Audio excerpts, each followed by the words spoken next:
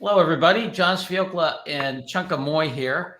I am so happy to have a chance to talk to one of my dearest friends on the planet, one of the smartest guys I've ever met, Chunka Mui. And he's a prolific thinker and author, and just a guy who gets stuff done in really the right kind of way. And so, Chunka, I first met Chunka back virtually when I was teaching at Harvard Business School.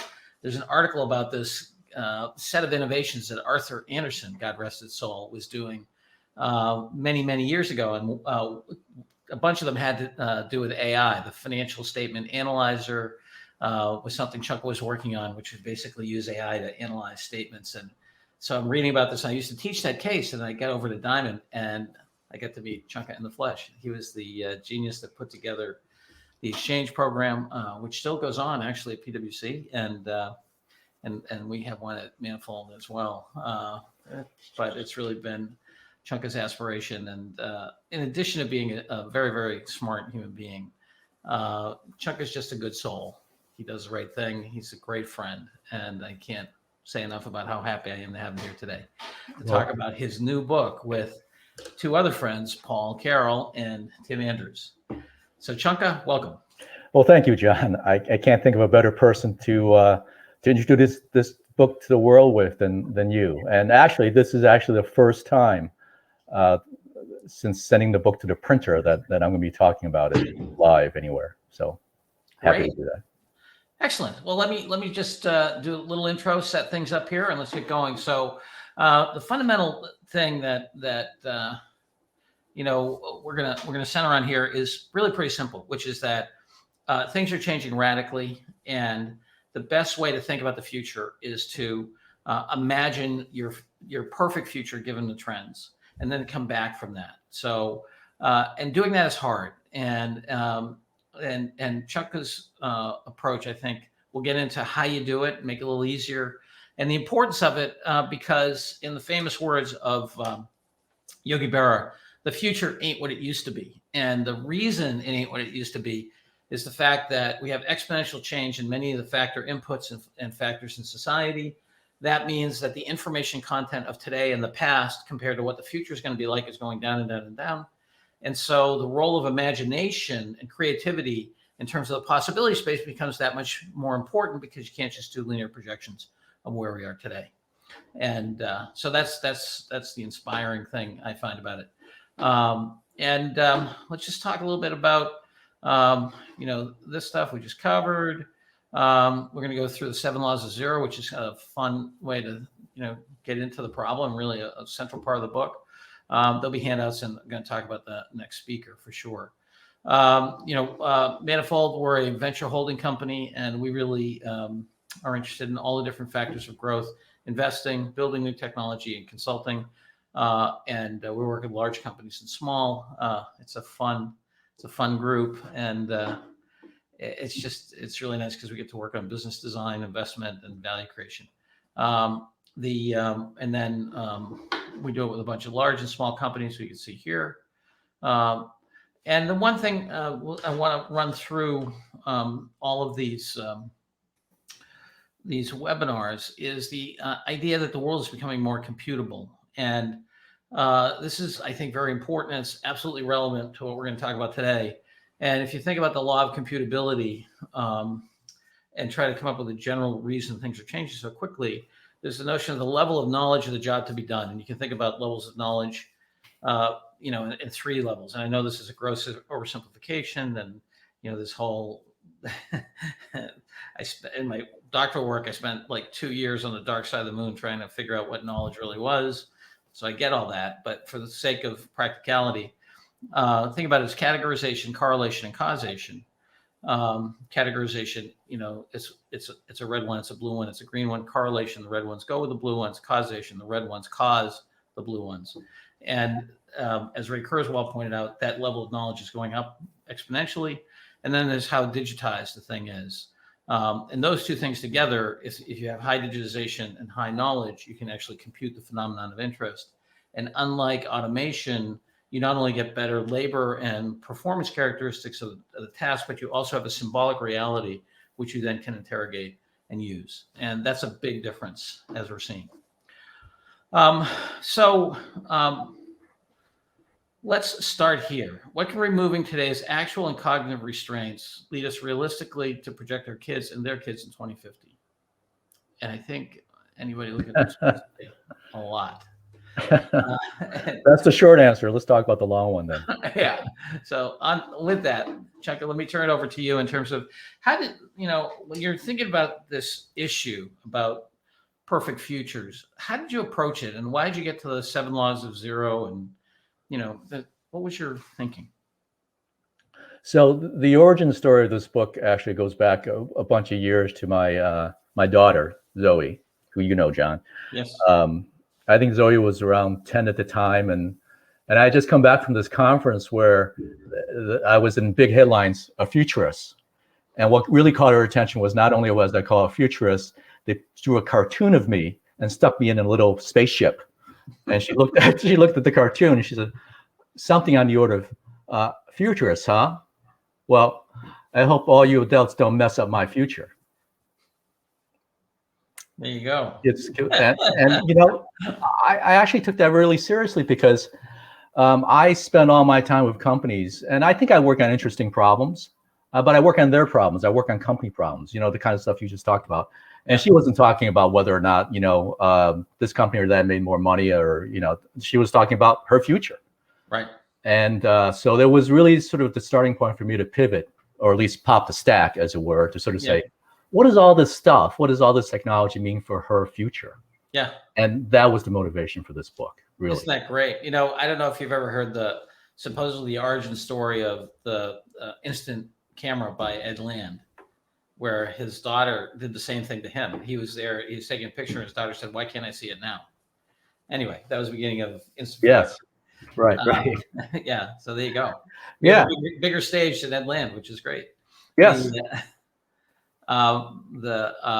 And by the way, folks, thank you for commenting in here. Chuck and I are monitoring the chat, and if you have questions as we go along, please put them in there. We'll try to answer them. A lot of great friends to see and so forth. So lovely to have you all here. So Chunka, when you look at the 7 laws of zero, how do you think about why those 7? What's driving the underlying, exponential change? Why not everything? That kind of thing. Yeah. So 7 laws of zero. We cover computing, information, communications, genomics, water, transportation, energy, and there are. I mean, those are just one of many. 7 of many. You could argue, for example, that nanotechnology should be in there, right? Or even biology more generally. Sure. And to a certain extent, what we're trying to do is generalize for many people in the audience the obvious, right? So we all know intellectually that the smartphone in our pockets, is at least 1 million times more powerful than the computers that guided the Apollo to the moon and back. But how do you get your head around 1 million times?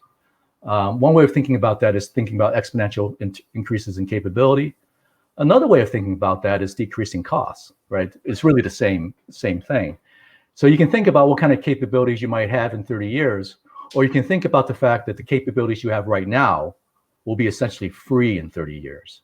And you can throw as much of it, as much computing power as you currently have right now at any problem 30 years from now. Yeah. So, the cost of zero is really sort of focusing on that axis and helping people understand, what does 1 million times faster, 1 million times cheaper actually mean in all these different contexts. Sure. And of course, the curve is essentially the same, right, on all of these. So, I won't spend much time talking about computing because I bet you most of the people in this audience know all about Moore's law and all about exponential increases in computing power and corresponding decreases in cost. But, in the last 20 years, the cost of genomic sequencing genomic sequencing is 1 million times faster and 1 million times cheaper than what it was during the Human Genome Project. And because of that, we could sequence the COVID virus overnight and share it from China to to the labs at Moderna, in days, and the folks at Moderna and Pfizer and biotech could actually synthesize a vaccine while actually physically ever having a copy of the virus. Yes. I mean, those are the kinds of capabilities that historically we look back on from today and say, wow, look what we can do today compared to what we used to do. Sure. And now the question is, well, what can we do in 30 years? And how can we take that kind of technological capability, whether it's in computing, whether it's in genomics or in transportation or energy, how can we use that to define the kinds of futures that we actually want to have? Because we all know, in the end, technology is just a tool. I mean, it can be used for good. It can be used for evil. It can be used for mindless distraction. And somehow we collectively choose what do we use it for. And this book is really about sort of positing what we call the future perfects, the things we could accomplish 30 years from now with these kinds of tools, and sort of asking the question of, well, how do we rally around those future visions as opposed to allowing, society to meander to wherever it might meander to? Yes. Well, it's interesting. I mean, I know you and I shared an experience with with one of these, future perfects, with the Apple vision of the future. I forget what was the thing called, the Knowledge Navigator. Yes. Knowledge Navigator. Yeah, which was what, late 80s, early 90s. Yeah, 87, 88, sometime around then, maybe a little bit later. And for those of you who haven't seen it, it was this amazing vision of a computer you can unfold, a talking AI robot in the corner, incredible visualization, real-time video, basically kind of what we have today, especially if you take the new Samsung, foldable machine, we have that Knowledge Navigator. Right. So I have to tell the story. So Knowledge Navigator was in late 80s. The user scenario was a Berkeley professor looking at a whole bunch of communication and simulation problems on a foldable tablet. Right.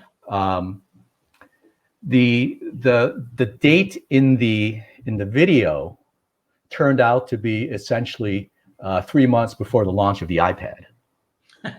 And if you look at that, if you go back and just Google Knowledge Navigator now, and you look at that video, and you say to yourself, what does that look like? My God, it looks just like the iPad. And it wasn't because of imagination, blank sheet imagination. It was because Alan Kay and John Scully and folks like that in the 80s understood where the technology was going. Yes. The origin story of that video was that Alan Kay essentially took Scully on a year-long tour of all the major research labs. And they looked at the plasma screens and looked at the latest in computer interaction. There's another bit of simulation in that video, which is actually eerie and scary to see, because in that video was a simulation about the deforestation of the Amazon. Yes. And I actually just saw a paper last week about the deforestation of the Amazon, and they weren't that far off. Yeah, and sometimes prescience can bring a bad message, right? I mean, yeah, and the really sort of the core around the laws of zero that we're arguing, and it's not really, I mean, it's almost a precursor to the rest of the book, is that we can actually predict the technology. Right. We can predict the technological capability of the technology. We just can't predict what anybody will do with it. Right. And when you start talking about what people will do with it, you actually don't care about predictions, right? Because the predictions are what's likely to happen, absent intervention kind of stuff. And if we look at the future today, well, you probably will say that along a lot of these things, sure, the forecasted future isn't that one we want. Yeah. Most likely outcome is not the one we want. The one we want is actually the harder one to do. And so how do we do that? Yeah, no, it's really interesting what you say about the how Scully, went around the research labs with Alan Kay. I'm reminded of that, often used William Gibson quote: "The future's already here; it's just not evenly distributed." And the image that comes to mind for me is imagine if you had competitive environments, you have if those competitive environments were like spheres, right? That don't interact. I mean, people who are competing with the kind of technologies that you're talking about and so forth, what they do is sometimes invisible to the people, in the more backward spheres, if you will. And, whether it's, we talk about, popular shopping activities or what's going on with intelligence agencies or weapon systems or anything, right? I mean, they're really worlds apart for the people who understand can apply that future in today's model. And if people aren't careful, they might actually be competing with somebody who's on a completely different cost, complexity, and learning curve due to these technologies. And, so you lose and you don't know why you lost. Oh, yeah, absolutely. I mean, the technology is essentially the table stakes for competition. Mm-hmm. So if you're not even in the game, then you've lost already. Yeah.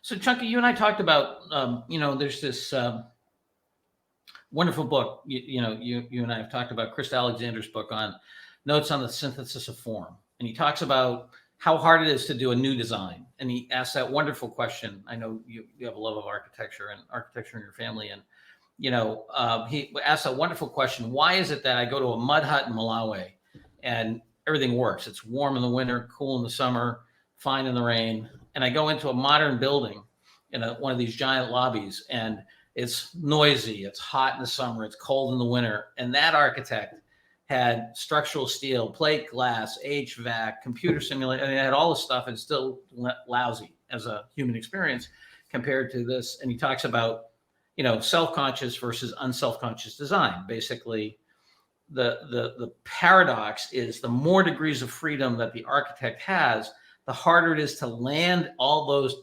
variables in a good way, as opposed to incrementally changing the past. In a certain way, Chunka, I mean, you're inviting people into, you're relaxing constraints, which oddly makes the challenge even more difficult. Yes, that's right. But I'm relaxing constraints to enable people to solve a different problem, right? Because the difference in the mud hut is that it evolved over centuries to solve one problem, which is the living arrangements for that small group of occupants. And the architects, building the 90-story skyscrapers are solving a much more complex problem, and they're solving it, in a much shorter amount of time. And you couldn't build a mud hut to solve that larger problem of, skyscrapers and all that kind of stuff. Sure. So what I think we're able to do with the technological capabilities we're imagining is to not solve existing problems per se, but though of course we can do that better. Mm-hmm. But it's to look for new problems to solve, mm-hmm. or at least aspire to solve problems we otherwise could not have solved. Yes. And I think that's the great opportunity. So, our friend Alan Kay, and I'll probably refer to him often in this book. We do refer to him often in the book, and I'll probably refer to him a lot in this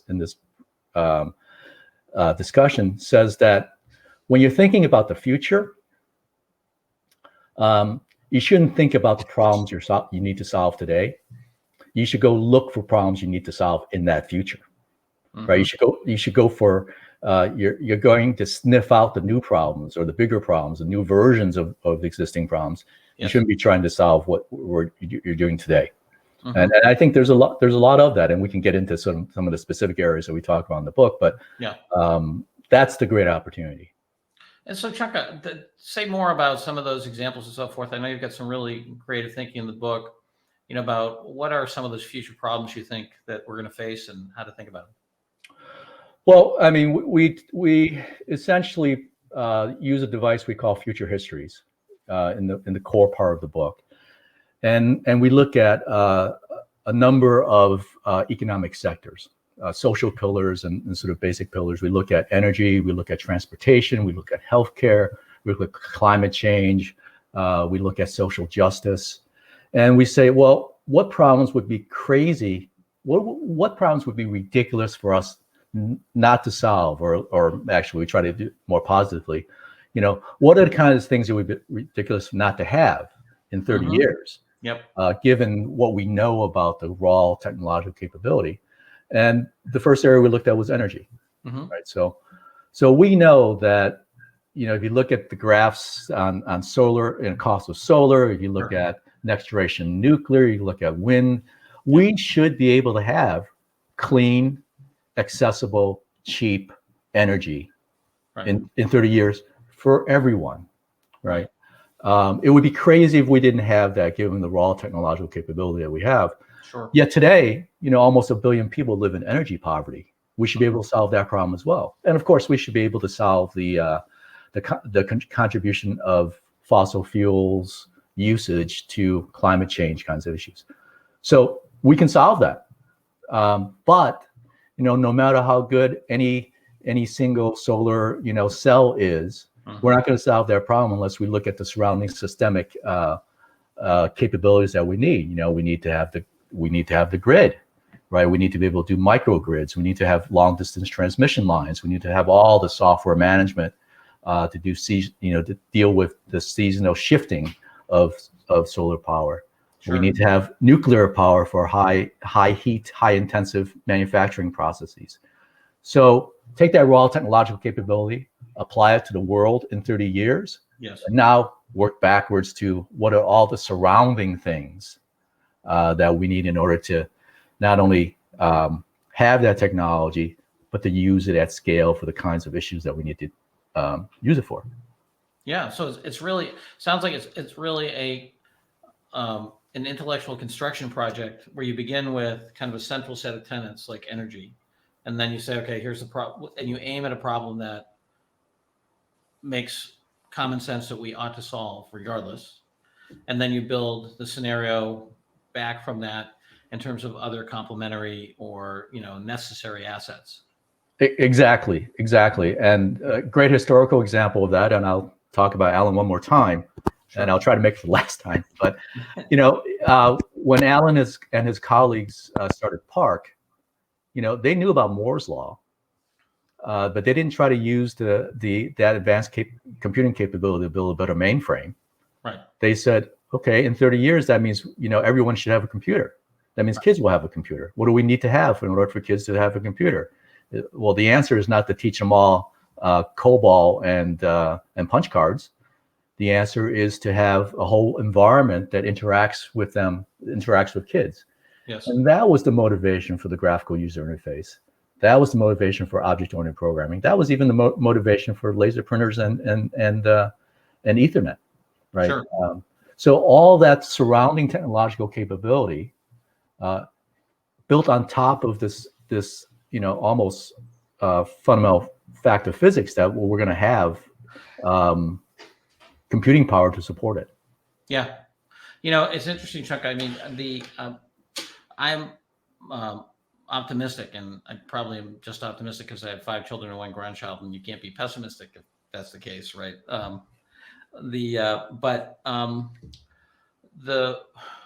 It seems to me that the things you're talking about, zero cost water, zero cost power, zero cost transportation, could radically descale or hyperscale the infrastructures we have today. Because if you look at compute power, I think it's gone hybrid scale, right? So you've got mainframes, you got minis, you have local, you have peer-to-peer, you have mesh, right? So you have very different architectures, and even cloud, comes in different scales, right? But power, as the WAG said, Alexander Graham Bell and Edison both fall asleep, wake up 100 years later, and Bell says, "Wow, very different," and Edison says, "Wow, just the same as I left it." So it seems to me that we might have a rescaling of these infrastructures. Right. And perhaps more of a closed loop system in terms, if you think of pollution as one form of entropy, maybe things that are basically zero entropic or negative entropy. And, so they don't have the same secondary implications on the ecological system. Do you see those kinds of things in your thinking as you're, thinking about the laws of zero? Well, those are the kinds of things we think that the laws of zero will drive, right? So in our future histories, those are the kinds of issues we have to address. Yeah. So when we adopt renewable, sustainable power, for example, yes, not all of that is going to necessarily needs to be or is best distributed by the kind of large scale centralized grid systems we have today. Right. So how do we evolve that internetworking of microgrids with the large distributed systems, and how do we evolve in the right way? Mm-hmm. That's going to take a lot longer to design that system, that Yeah. infrastructure, the new infrastructure, than it will be to build the solar panels. Yeah, it's interesting. I remember when I was teaching at Harvard Business School, I had the good fortune I was in the department with Jim Cash, and Jim, brilliant guy, he used to say the only sustainable competitive advantage is a superior management system. Okay. Which I think is, took me a while to realize that, but I think he's right. It also strikes me that I believe it's true that franchises have created more jobs and influenced more of the global economy than any other business form. But what's cool about a franchise is it's modular and it's decentralized. It's hybrid scale, if you will, right? And I wonder, what kind of new business forms, do we need to invent to take advantage of these laws of zero? Right. Well, that's the great opportunity in front of the people who worry about business and worry about the innovation from a business standpoint. And we address that in the book as well. I mean, I don't want to say that I've left the world of commerce, right. But we also worry about what governments should do.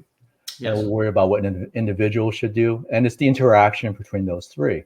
But if we focus on business, I mean, if you think about the world from the way I'm thinking about it now, I think, for example, we have a very long chapter on the future history of climate. Right. Right. We emit 50 billion tons of carbon emissions every year. Mm-hmm. 8% of that globally is it's about 16% is transportation. About half of that is cars and trucks. Right. 8% out of 50 billion. Right. That's significant, but it's far from the whole thing. If you look at Elon Musk and Tesla, yes, you could argue that the only reason Tesla exists, and the only reason that Elon Musk is near to be sometimes is and sometimes isn't the richest person in the world, is because he's working on the 8% problem. Right.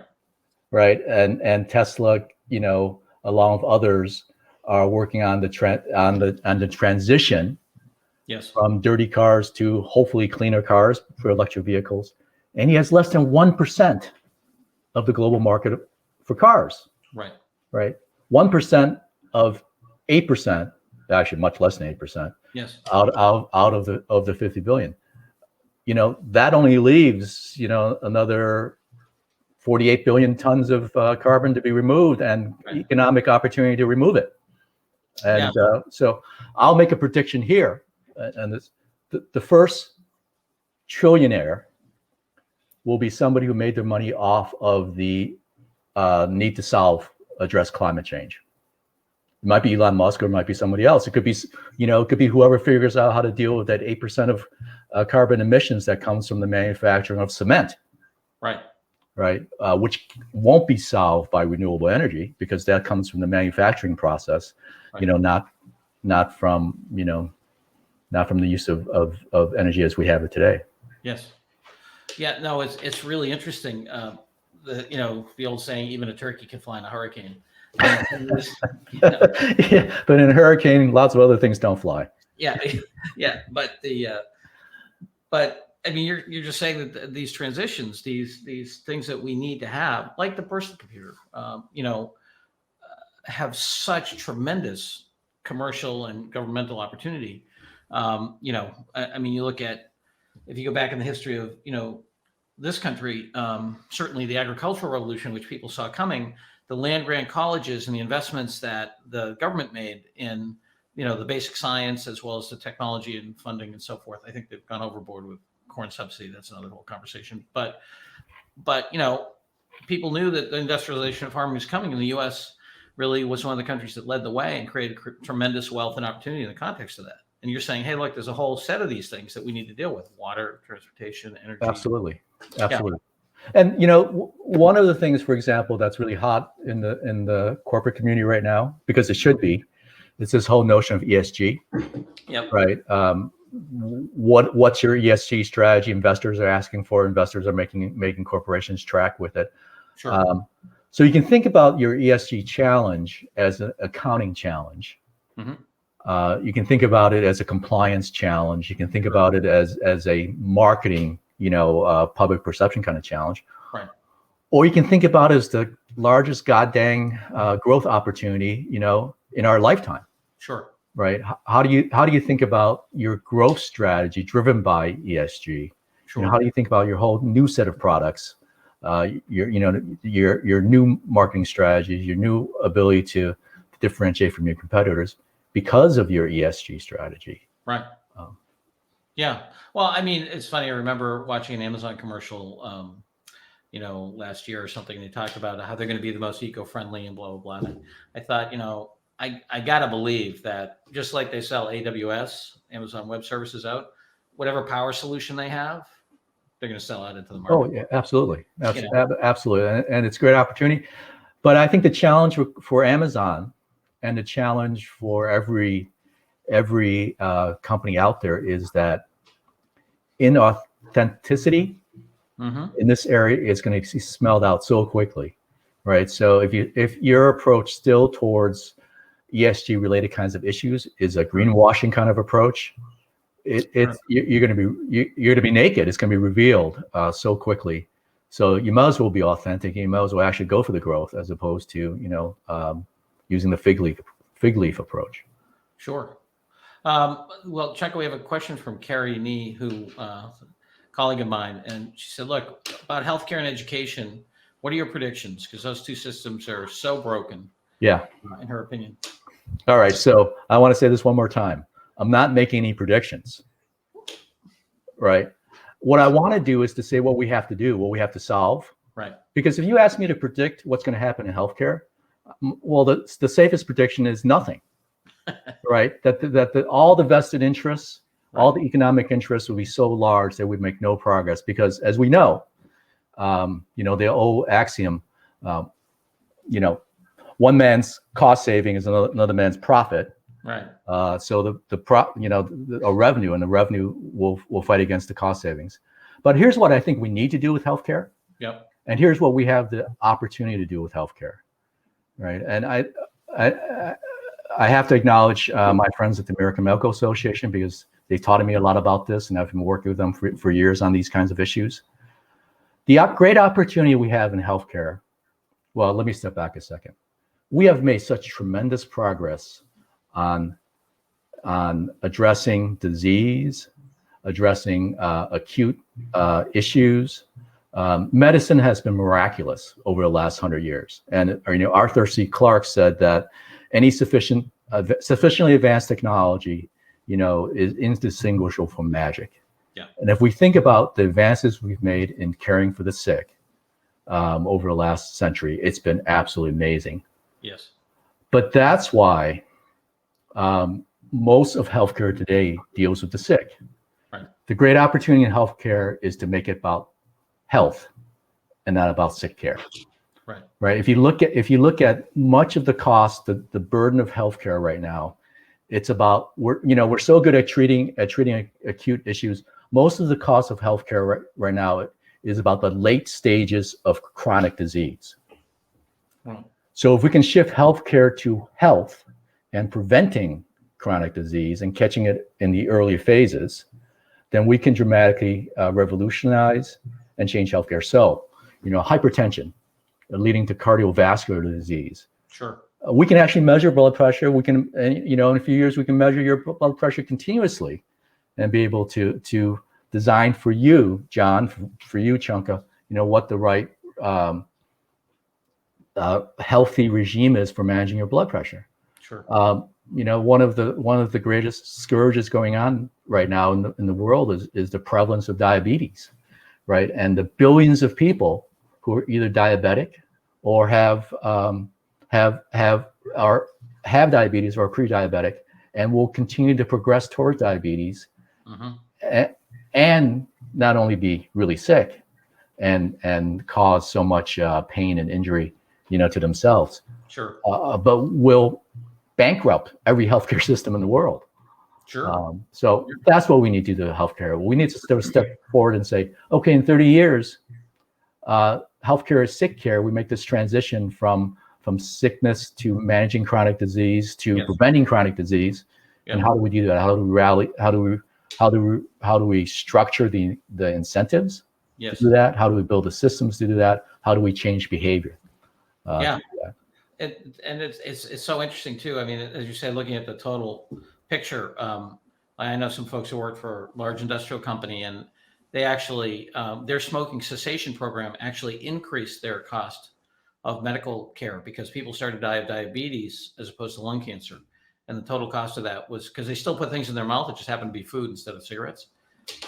So the people lived longer, but the healthcare was much more expensive. And this is one of those problems where it's hard for any one player in the system to deal with, right? Yep. If you're a corporation and the average tenure of your employee is 1 to 3 years, which is generous, right? Yes. There is no economic payback to working on their health and wellness. I mean, there may be a relationship payback, right, but all the benefits accrue later in their lives. Right. Right. So your costs will go up.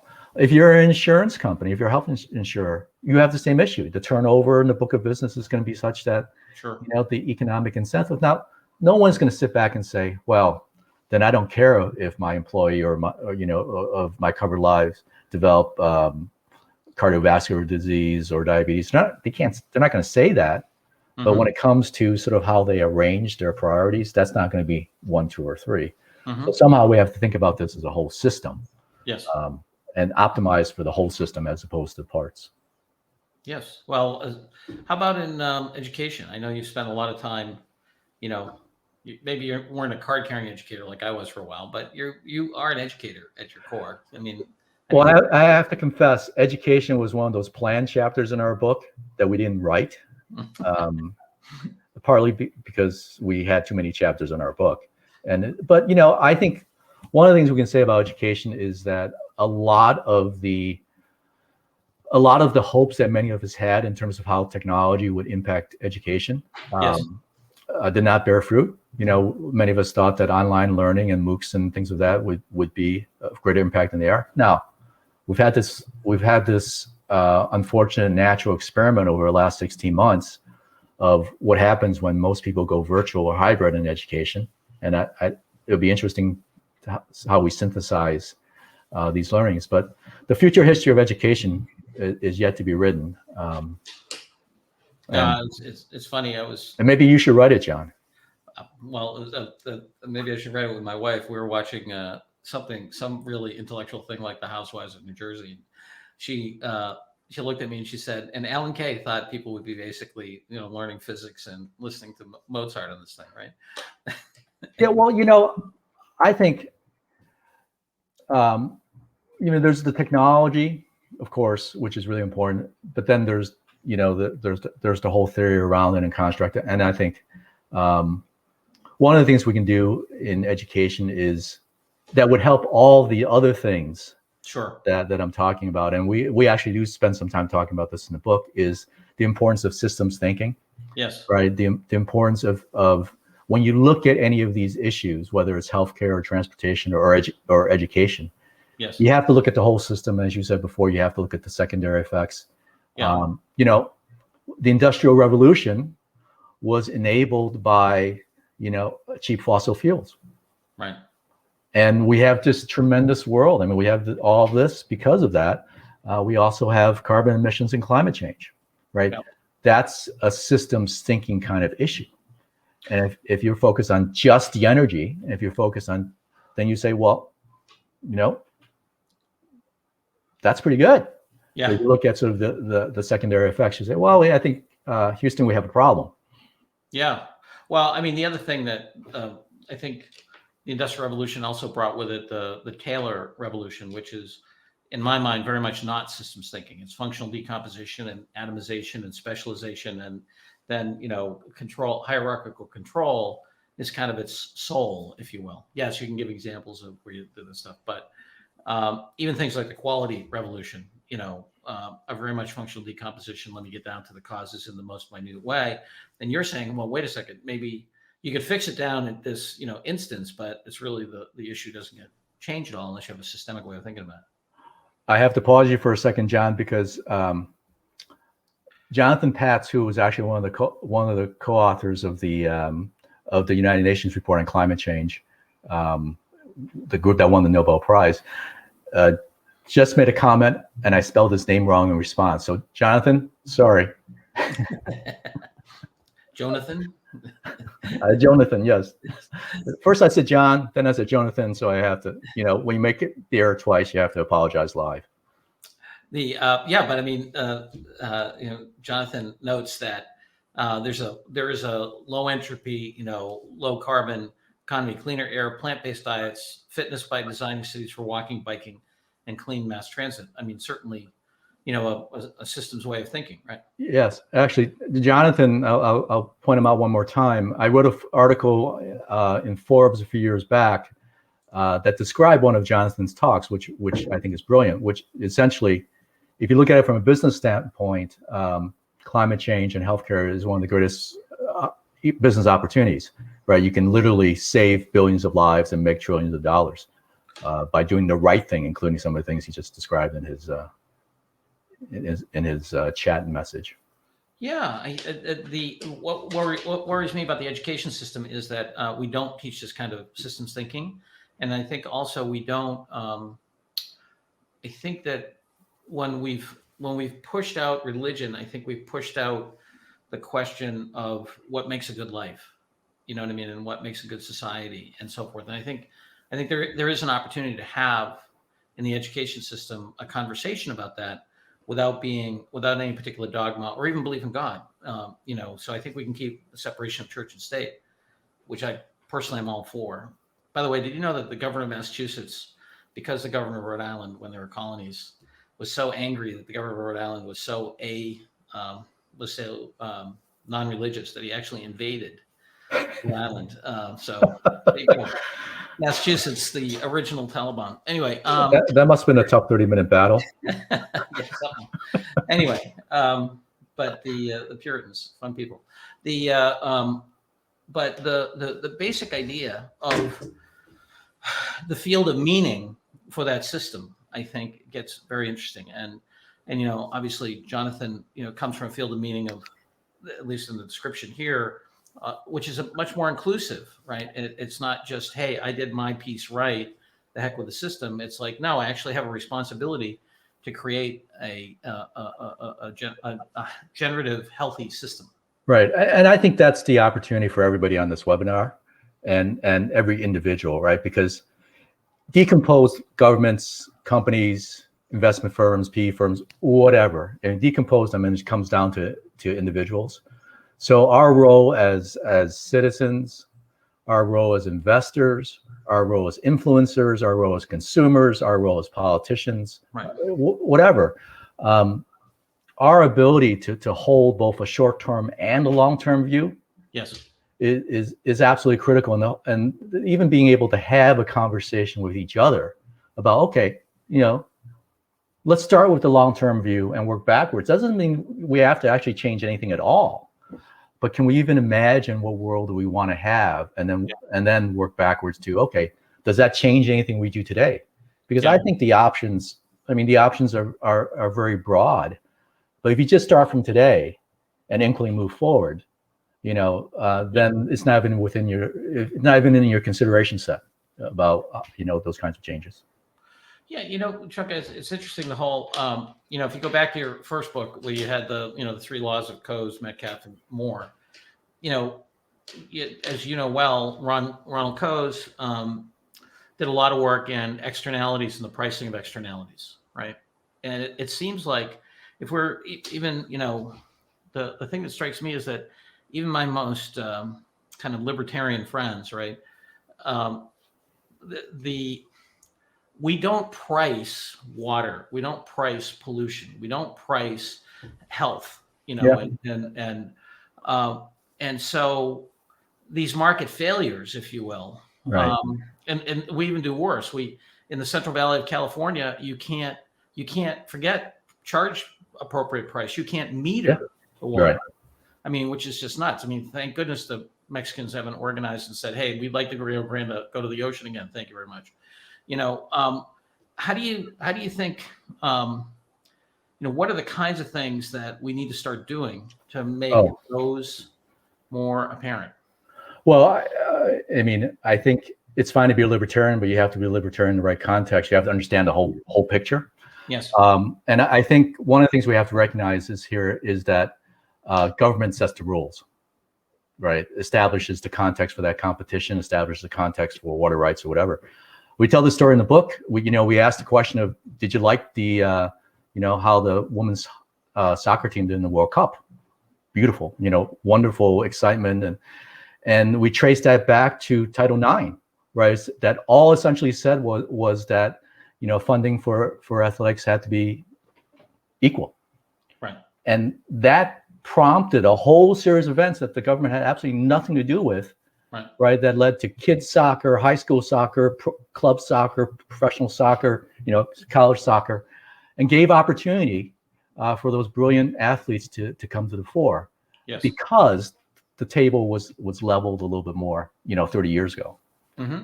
And in all these things, and government is a big focus of our work, and that's why we collaborated with Tim Andrews and his colleagues at Booz Allen, right? Government has such a large role in shaping the context for discussion, and of course, driving research that allows for the kinds of issues you described to be actually fixed. Because if you don't price in the externalities, then you're being myopic.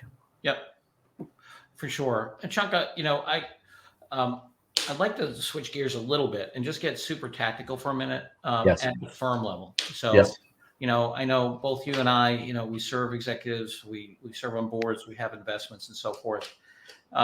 And my experience has been, as probably my presentation, sometimes when I talk about the system level stuff, 2 out of 3 executives kind of, give me the polite, glazed over, when's this going to end? Can we get to something practical? Thank you very much. So how do you think about this in a very tactical way? Say that you're running a division of a company or a product line, or you're the CEO of an organization. What do you want them to do with you? I have a very specific recommendation, and we talk about this a fair amount in the book as well. I mean, I think what we have to recognize is that in the end, we're social creatures that are motivated by and driven by narrative, right? We may be 21st century beings, but we're just like the cavemen around the fire, telling stories to each other in order to create shared goals, shared purpose, social cohesion. Right. So what I talk to my clients about is they need to write their future history. Mm-hmm. They need to write the history of their organization sometime far enough out in the future so that they can relax the concerns of today, but close enough so that they can actually, talk about the tools and capabilities. I think that's actually a lot further out than most people believe, but let's just pick 10 years, right? Okay. Write your future history in 10 years and tell me, given the largest problems in your marketplace, right, of your customers in 10 years, how will you succeed? What does success look like in 10 years? Right? What technology to take advantage of? How did you get around the constraints and the concerns and all the noise of the organization? Yes. What does success look like? And now engage the organization in that conversation. Right. Starting with that narrative. We even oftentimes just take that future history and structure it as if it was like a Wall Street Journal article about the company. Yes. In third person that describes their success. And then we also say, okay, write your failure story. What's the failure narrative? What are the kinds of things that might get in the way of you solving these problems, right? Whether that is, if you're in automotive, the transition to EVs, right? Or if you're in insurance, P&C insurance, the effect of climate change on your business or protection gaps. And now you can start having a a narrative-based conversation about what world do we want, what future do we want to have, and what future do we want to avoid. Right. And that can migrate to the kind of planning discussion that we typically have, but that provides the context for the planning discussion. Yes. Fascinating. So, yeah, I mean, that notion of what that future narrative is, I mean, what's been your experience in terms of how skilled is the average executive at doing that? Oh, I think my experience every time is that if you do it that way, executives get really excited about that, right? Because they get to be creative. They're not sort of cast in the position of being a naysayer. They can put aside the constraints for today, and they can write brilliant stories about the success they want to have and the failures they fear they will have otherwise. Yes. So I think it's not only frees them from today, but it also frees them from the current responsibilities. So I think it's very liberating, right? Because it's sort of one of those conversations that nobody wants to start on their own. They don't, but if they're given license, they can really do. And then, Chunka, how do you navigate the middleware, if you will? Okay, 10 years out today, how do I get from here to there? Well, I think if you started 10 years and then you ask yourself, okay, what do we have to accomplish in 5 years? Right. Then you're starting to be in closer to the planning horizon of every organization. And then you can start saying, well, what do we have to do in 2.5 years? What do we have to start today in order to get there in 5 years? And then that starts breaking down to, well, actually, the steps are fairly small. Because most of what you have to do today in order to get to that 5 year kind of horizon is to explore the hard questions. Right. To start buying options on the future as opposed to making big investments. And that's easier too, right? Because if you start early enough, then you're not dealing with a burning platform. You're dealing with a scientific exploration process. And that costs less and can be more disciplined. Mark Brockman, hey Mark, good to have you here. Hi, Mark. Is saying, is this akin to a scenario planning? Oh, I think it is very similar to scenario planning. The thing I would do is that I would say is that you're not planning from today. You're starting from the future, and I think you have license to relax a lot more constraints, and you have the license to look for future problems, right? But I think it marries very well. It's a 10-degree turn for organizations that are that accept or adept at scenario planning. Yeah. Well, it's interesting. I think it, as you say, to me, it rhymes with scenario planning, but if you start from the future back it's very different than linear extensions of the present to different opportunities, right? And I love the way Elon Musk talks about it, where he says reasoning from first principles. So I saw Elon at a presentation he did at MIT it was an anniversary of the aerospace engineering department. And one of the kids asked him a question. He said, have you thought about using winged bodies instead of powered descent? And Elon shot right back. He said, no runways on Mars. He said, unless you're going to hit the surface at supersonic speed, an uneven surface at supersonic speed, he said, it's got to be powered descent. And he figured out how to do it, but long before he knew how to do it, he said it has to be that, and we will invent our way to that. Well, that's a great example of sort of context is worth 80 IQ points, right? So Elon's worried about whether there are landing fields in Mars, and I'm worried about how the Earth doesn't become like Mars. Yeah, exactly. Yeah. Well, John, I also have to do the shout out because I see that Tim Andrews is actually on the other end of one of these comments. And so that reminds me, I have to do the shout out to both Tim and Paul, right? Both good friends of ours and both, major contributors to this book. And I'll tell a story. I guess it's not just between us because there are 100 people on the other end of this. The only reason my name is first in this book Yes. is because I won the coin flip, not because I was the lead author. I mean, I think we were all lead authors. Knowing how the three of you would be talking together, I totally believe that. Yeah, and Tim, yes, on libertarians, I will buy you a dinner. We will talk about libertarians, but I always think of the place that I always think of as a fairly libertarian place was 15th century Florence. And so, if you want to have your own army and deal with the Pope, go for it. Anyway, that's another whole conversation. The one thing, Chunka, is that I think the people who come to this are learners, and so the thing I want to ask you is, how do you learn and stay up to date and stay fresh? Obviously, you keep coming out with fantastic books and new ideas. How do you do that, and how should executives do that? It's such a hard question to answer in general, but I'll tell you what I do. I learn based upon the problem I'm trying to solve. Mm-hmm. And I try to be expansive as possible in how to solve that problem. Yes. And then you got too much to learn already. And then, everything else is gravy. Yeah.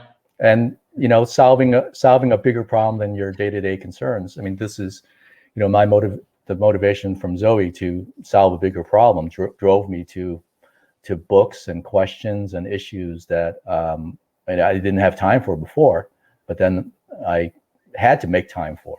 Yeah, it's interesting. My wife's grandmother used to say an old saying: "Show me who your friends are, and I'll show you who you are." Right, and in a certain sense, I feel like I'm blessed with friends who think of lots of different things. And, the quality of the conversation partners that you have, I think, is an indication of how broad your landscape is. Right. And, there is nobody on this call, nobody who's going to watch this video whenever they happen to stumble onto it in YouTube, who don't care about what happens to their children's world in 30 years. Yeah. And the question is whether or not we think we can do anything about it. Right. And my point to that is, well, if we can't, who the hell can? Right. Yeah. If not us, who? If not now, when? Right. Yeah. Yeah. Right. So there's a quote that I love that Paul taught me, Paul Carroll, which is that the best time to plant a tree is 25 years ago, and the second best time is right now. Right. Right. So we got to start planting a lot more trees because 2050 is coming very quickly. Yes. And on that note, thank you, Chunka. I want to thank you. And I want to thank Paul and Tim as well. And, great success with your book. I know you will have it. It's an important book. It's an important way to think about things. And I think has that beauty of being a combination of forward-looking and practical in a way to go forward. So if anybody's interested in this, our book website will go up in the next 24 hours. There is a section that says, write the sequel. Write the next chapter to our sequel. And I would love for anybody here to consider that. Tell us about what other areas we need to explore. Tell us about how you want to engage with us on this.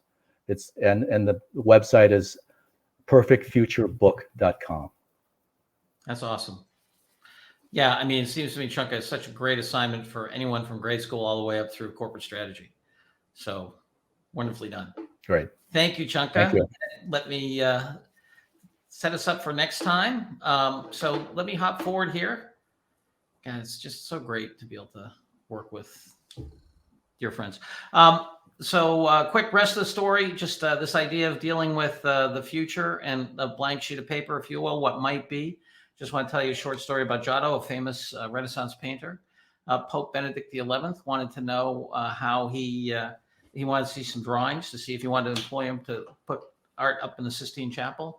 And legend has it that Giotto took out a blank sheet of paper and simply drew a circle freehand, a perfect circle freehand. And if you've ever tried that, it's pretty hard. And gave it to the messenger and said, here, show the Pope this. So may you be able to draw a perfect circle for your future. Any of this is going to be available We do this under Creative Commons license. So if you wanted to have this conversation at your organization, we can make that happen. And the materials are available to you in terms of what these slides are, and of course, all of this conversation.